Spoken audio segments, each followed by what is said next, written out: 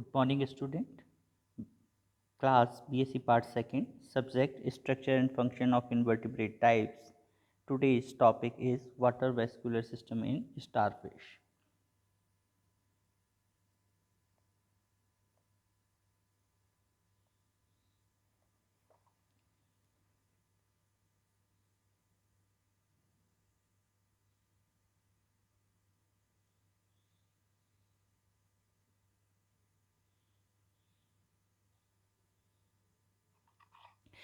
इकाइनोटर्मेट animal में यह एक यूनिक सिस्टम होता है जो कि मेनली लोकोमोशन में सहायक होता है।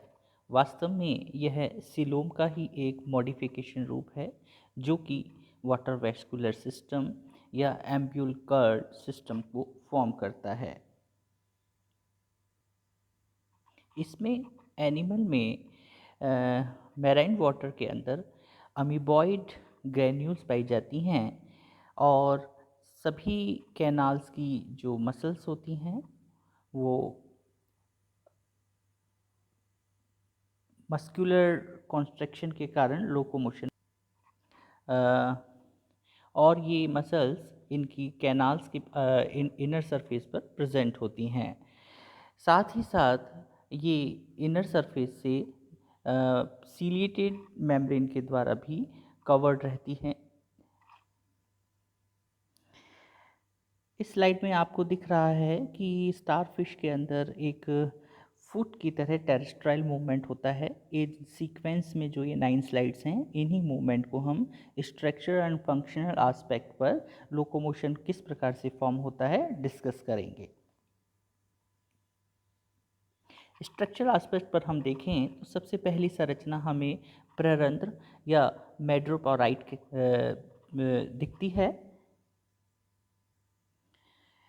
इस स्ट्रक्चर में हम देखते हैं कि यह एक मोटी व सर्कुलर छन्नी के समान कैल्केरियाई प्लेट होती है जो कि सेंट्रल सरफेस पर वेंट्रल साइड पर प्रेजेंट होती है और यह एक इंटर रेडियस पर दो जो पास जो आर्म्स होती हैं उनको आधारों से आधार सरफेस के ऊपर प्रेजेंट होती है। साथ ही साथ यह एक बाइवॉल्यूम या द्विभुजिका संरचना का निर्माण भी करती है।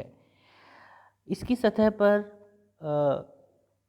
बहुत ही फाइन जो हैं वो ग्रूव्स प्रेजेंट होती हैं जो कि नंबर्स में 250 पोर्स को धारण किए रहती हैं और प्रत्येक पोर जो है वो एक पोर कैनाल के अंदर ओपन होता है।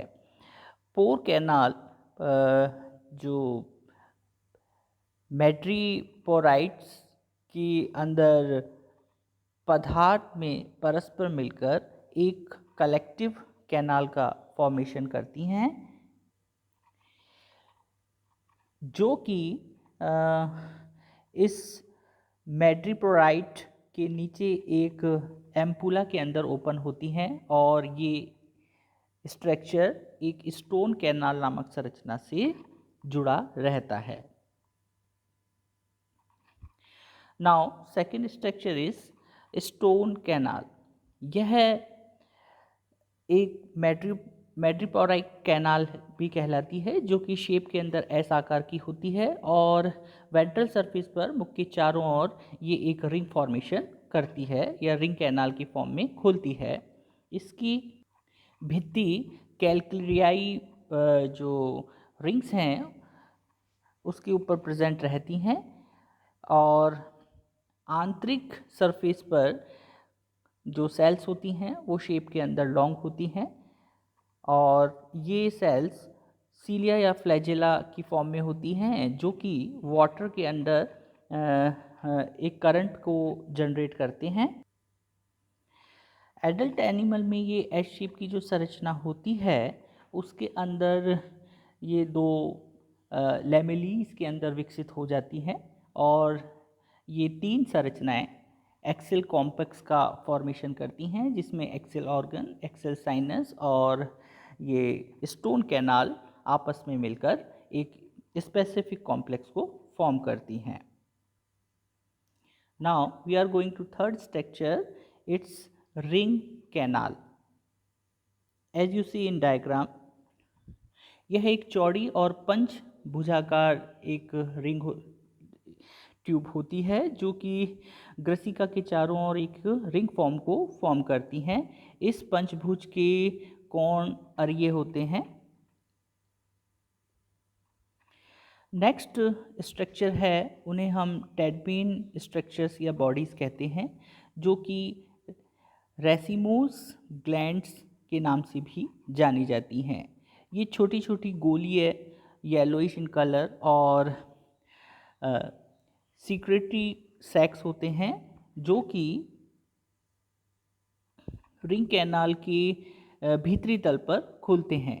केवल ये स्टोर्ड कैनाल में प्रवेश करने के स्थान को छोड़कर प्रत्येक जो रेडियस है उसकी इनर सरफेस पर ये संरचनाएं पाई जाती हैं। इस प्रकार टोटल 9 ये स्ट्रक्चर्स नंबर में प्रेजेंट। ईच टेडमिन पेरिटोनियम से कवर्ड होता है, जिसके अंदर कनेक्टिव टिश्यूज़ और मस्कुलर फाइबर्स से बनी एक स्ट्रोमा नामक स्ट्रक्चर होती है और इस स्ट्रक्चर के अंदर कई नलिकाएं होती हैं। इलेक्ट्रॉनिक माइक्रोस्कोपिक टीएस स्ट्रक्चर से हम जब इसकी स्टडी करते हैं तो हम पाते हैं कि इसके अंदर माइक्रोविलाई और फ्लैजेलम लाइक स्ट्रक्चर्स प्रेजेंट होते हैं। वास्तव में ये संरचनाएं कुछ एंजाइम्स बनाने वाली संरचनाओं की भांति और कुछ अमीबीय मूवमेंट को फॉर्म करने वाली कोशिकाओं को क्रिएट फॉर्मेशन या प्रोड्यूस करने का कार्य करती हैं, जो कि अमीबॉइड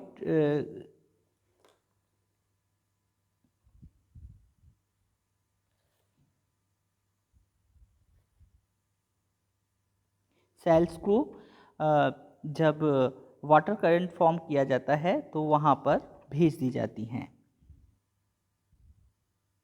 नेक्स्ट स्ट्रक्चर है पॉलियन वेसिकल्स। ये भी नेल्स लाइक स्ट्रक्चर होते हैं जो कि पतली भित्ति वाले रसांकुरशील ब्लैडर्स को फॉर्म करते हैं, जो कि हाफ रेडियस पर प्रेजेंट होते हैं और रेडियल कैनाल उनके बाहरी तल पर खुलते हैं। ये मैक्सिमम स्टारफिश की स्पीशीज़ में पाए जाते हैं और विभिन्न जातियों, ये स्पीशीज़ स्पेसिफिक होते हैं और विभिन्न जातियों में इनकी संख्या जो है वेरी करती है। प्रत्येक एनिमल में इसमें जल जो है स्टोर्ड रहता है और इस प्रकार ये वाटर करंट सिस्टम में एक प्रेशर को क्रिएट करती है। बेसिकली ये एस्टेराइडी एवं एकाइनेस्टेराइडी के जो मेंबर्स हैं उनके अंदर एब्सेंट होती हैं। Now we are going to consider the radial canal. इन्हें हम अरिये नाली भी कहते हैं, जो कि प्रत्येक रेडियस पर जो रिंग कैनाल है उसमें एक रेडियल कैनाल निकलकर अपनी जो पैरेलल जो आर्म है उसके टर्मिनल एंड तक जाती है।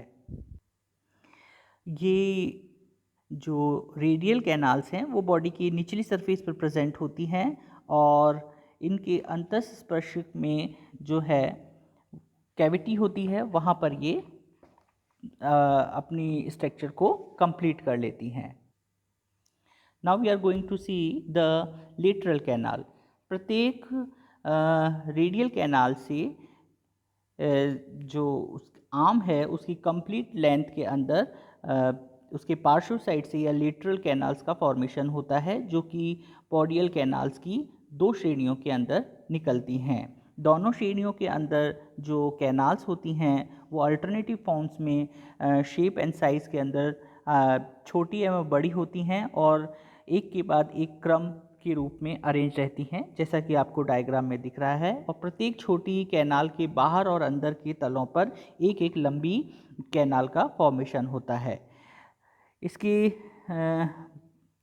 विपरीत प्रत्येक जो लार्ज कैनाल है उसके बाहरी तथा आंतरिक तलों पर छोटी परंतु सम्मुख तल पर बड़ी कैनाल्स का फॉर्मेशन होता है और इस प्रकार एक ट्यूब फुट का फॉर्मेशन होता है, उसके अंतर्गत ये खुलती हैं और इसके छिद्र पर एक वॉल्व भी प्रेजेंट होता है जो कि वाटर करंट को अपोजिट डायरेक्शन के अंदर प्रवाह को रोकने में हेल्प करता है। Now we are going to discuss the tube feet. प्रत्येक आर्म से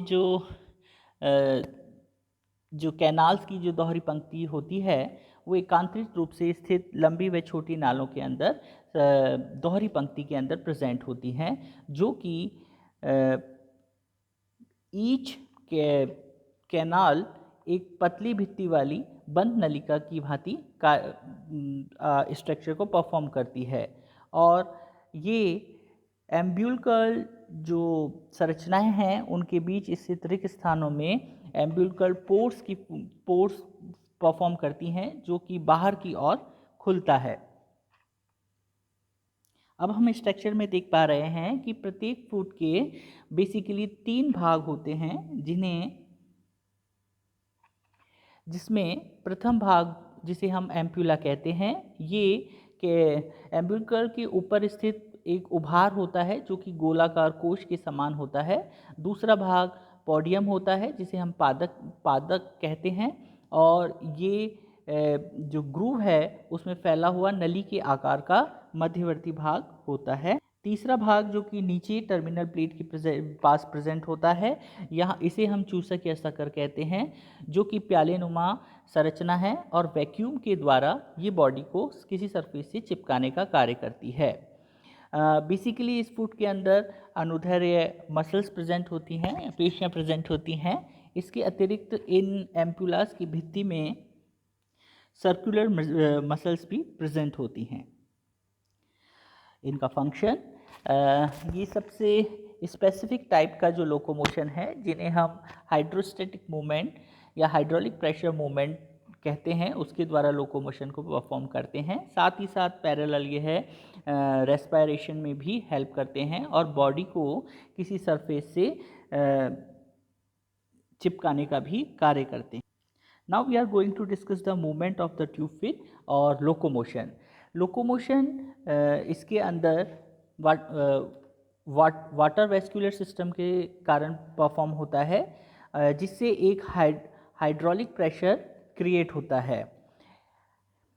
एम्ब्यूलकल जो कैनाल्स हैं को आश्रित करने वाली जो सीलिया प्रेजेंट होते हैं, उनकी क्रिया द्वारा जो एम्प्यूला है उससे होकर ये जो नाल पाद हैं उसकी कंप्लीट जो कैनाल सिस्टम है उसके अंदर ये फ्लूइड भर जाता है, और इस फ्लूइड की मूवमेंट जिस प्रकार से हम कदम चलाते हैं उस प्रकार से मूवमेंट को शो, जिसके अंतर्गत एनिमल आधार तल से एकांतरित रूप से चिपकते हुए एवं मुक्त होते हुए प्रतीत होते हैं। जिस प्रकार से हम कदम ताल करते हुए आगे बढ़ते हैं उस प्रकार का ही स्लो मूवमेंट इसके अंदर पाया जाता है।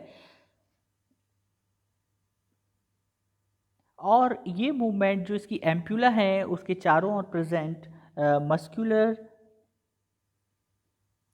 जो सर्कुलर मसल्स प्रेजेंट होती हैं उनके अंदर संकुचन एवं प्रसारण के द्वारा परफॉर्म होता है। इस कारण से जो ट्यूब फिट है उसके अंदर एक हाइड्रोलिक प्रेशर क्रिएट होता है, और इसके रिजल्ट के फलस्वरूप एनिमल की जो आर्म है वो आगे की एक सरफेस पर फैल जाती है, और जो उसकी आर्म के वेंट्रल सरफेस पर जो सकर्स होते हैं उनके अंदर वैक्यूम के लिए क्रिएट हो जाता है, जो कि एनिमल को किसी सरफेस से चिपकाने का कार्य करता है। और फिर उस स्पेसिफिक जो सकर के द्वारा जो सरफेस से चिपका है वहाँ पर ग्लैंड्स के द्वारा म्यूकस का सीक्रेशन होता है, और ये म्यूकस सीक्रेशन ही इस एनिमल को उस सरफेस पर कुछ समय के लिए चिपकाए रखने में हेल्प करता है। इसके बाद एनिमल मस्कुलर मूवमेंट के कारण जो ट्यूब फिट है उससे शरीर को आगे की ओर खींचता है, और अपवर्ड डायरेक्शन में आगे की दिशा के अंदर वो मूवमेंट को शो करता है। इसके बाद जो ट्यूब फिट है उसकी जो मसल्स हैं उनके अंदर कॉन्ट्रैक्शन के कारण जल की कुछ मात्रा उसकी एम्प्यूला में वापस लौट कर आती है, जो कि वॉल्व्स के द्वारा कंट्रोल्ड होती है। इस कारण से सकर्स की जो ग्रिप है वो लूज़ हो जाती है और एनिमल अपनी उस सरफेस से अलग हटकर आगे की ओर मूवमेंट करता है। लोकोमोशन के समय बेसिकली टू आर्म्स ही जो हैं वो डायरेक्शनल मूवमेंट में दिखती हैं, बाकी सारी आर्म्स जो होती हैं उसी मूवमेंट के अंदर अपने आप अपना भी मूवमेंट परफॉर्म करती हैं। इसके अंदर कभी भी जो ऑल आर्म्स हैं उनमें एक साथ एक ही दिशा के अंदर मूवमेंट नहीं होता, अर्थात एक्टिवली टू आर्म्स जो हैं वो लोकोमोशन के अंदर पार्टिसिपेट करती हैं और एनिमल का मूवमेंट होता है। इसकी मूवमेंट की जो रेट है वो अप्रॉक्सीमेट 15 सेंटीमीटर प्रति मिनट का मूवमेंट ये परफॉर्म करता है और इस मूवमेंट के अंदर ये किसी सरफेस पर, चट्टान पर या जो एक्वेटिक फौना है उसके ऊपर अपनी बॉडी को चिपकाते हुए ये अपनी मूवमेंट को शो करता है। इस डायग्राम में हम जो एम्पुला है या जो फीट है उसके अरेंजमेंट को हम अल्टरनेटिव फॉर्म्स में देख सकते हैं। साथ ही साथ मीडियम में जो है वो स्टोन कैनाल प्रेजेंट है और वाटर का फ्लो जो है वो एरो के द्वारा आपको दिख रहा है कि मैड्रोपोराइट के थ्रू वाटर करंट जो है अंदर बॉडी में आता है और मूवमेंट जो है वो वाटर आगे की ओर फ्लो होते हुए स्टोन कैनाल से होते हुए वो रिंग कैनाल में आता है और रिंग कैनाल से रेडियस कैनाल के अंदर आता है और उस मूवमेंट के कारण एनिमल का जो बॉडी है वो स्वेल होती है और कॉन्ट्रैक्ट होती है। इसके अंदर मस्कुलर पार्टिसिपेशन होता है और एनिमल का मूवमेंट होता है। अब हम फंक्शंस की बात करें तो बेसिकली ये 3 फंक्शंस को परफॉर्म करती हैं, जिसमें पहला फंक्शन लोकोमोशन है। लोकोमोशन के जो मोड हैं वो फूड सर्चिंग के लिए या रिप्रोडक्शन में अपने मेट को सर्च करने के लिए या प्रीडेटरी प्रेशर से बचने के लिए बेसिकली होता है। और दूसरा जो है वो फूड कैप्चर है, जिसके अंदर ट्यूब फीड के द्वारा जो स्मॉल साइज़ की जो प्रेज हैं उनको अपने सकर्स के द्वारा ये पकड़कर और फूड मटेरियल की फॉर्म में काम करता यूज़ करता है। तीसरा इसका जो मेन फंक्शन है वो अटैचमेंट है। कभी कभी स्टारफिश जो हैं वो जब लैंड पर आ जाती हैं और मूवमेंट शो करती हैं तो उस समय वो रॉक्स के ऊपर अपनी ट्यूब फिट मैकेनिज्म से मूवमेंट को शो करती हैं। Thank you.